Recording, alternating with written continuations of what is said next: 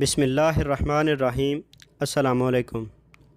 हुकूमत पाकिस्तान की जानिब से एक नया फ़्लाइट शेड्यूल जारी किया गया है, जिसके मुताबिक ये 1 मई से लेके 10 मई तक का शेड्यूल है। तो इस नई फ़हरिस्त में सऊदी अरब को भी शामिल कर लिया गया है। आज 26 अप्रैल है और ये आज के दिन नया शेड्यूल जारी किया गया है। इससे पहले जो शेड्यूल जारी किया गया था, इस फ़हरिस्त में सऊदी अरब शामिल नहीं था, लेकिन अब सऊदी अरब को भी इसमें शामिल कर लिया गया है। तो सऊदी अरब से ये 2 फ़्लाइट जाएंगी, एक लाहौर पहुंचेगी और दूसरी फ़्लाइट इस्लामाबाद पहुंचेगी, और ये दोनों फ़्लाइट 1 मई को सऊदी अरब से रवाना होंगी।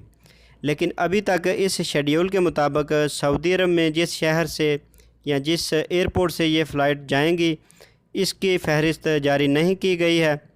लेकिन जो ही वो अपडेट भी आएगी, हम आपसे शेयर कर देंगे। तो अगर आपको हमारी ये वीडियो पसंद आए तो इसे लाइक और शेयर ज़रूर कीजिएगा। तो मिलते हैं किसी नेक्स्ट अपडेट के साथ, तब तक के लिए अल्लाह हाफिज़।